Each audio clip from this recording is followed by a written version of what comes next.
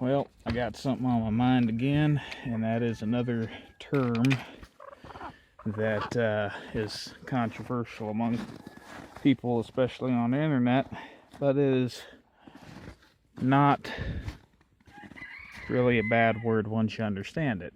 And that word is culling. C-U-L-L-I-N-G, culling. Now, to most people, when they hear that you cull a bird, they think you kill it. Well, that's not always true, alright?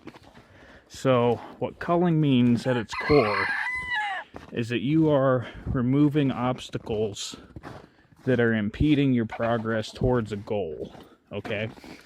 So, if you're a show breeder, that means that what you're doing is you are eliminating birds from the breeding program that do not have the traits that you need to get to the next level with your birds. If you are raising race horses, that means you're not breeding from the horses who are the slowest. And if you are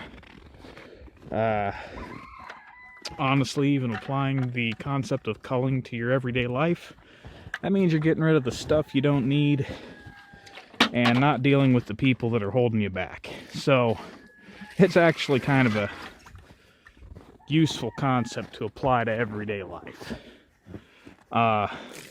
What it boils down to is you're selecting your birds towards a goal, okay? And if you're well, let's say, for example, I grew up on a dairy farm, and we might go through and, almost fell there, might go through and cull out cows from the herd that were slow milkers or poor producers or something like that.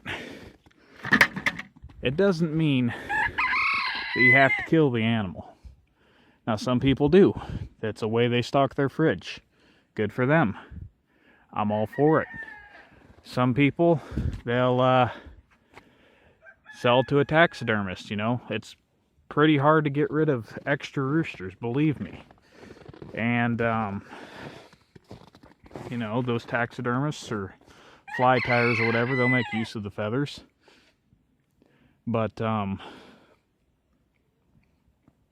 lot of times when you're culling, you're selecting towards a standard, either your own or a written show standard, and you're just picking out the birds that don't meet it. So what happens with those birds? Well, you've got a couple options. Like I said, you can eat them. You can sell them to a taxidermist. But you can also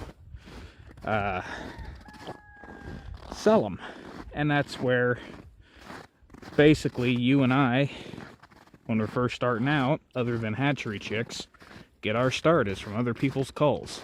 You might have a bloodline where, well, let's take Polish, for example. I've raised Polish for a lot of years.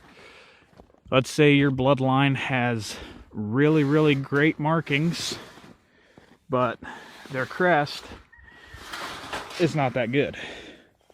So, when you hatch out a batch, you're going to cull the ones with the worst crests and only keep, you know, the top two with the best crest and breed to them in hopes of improving the crest quality of your flock.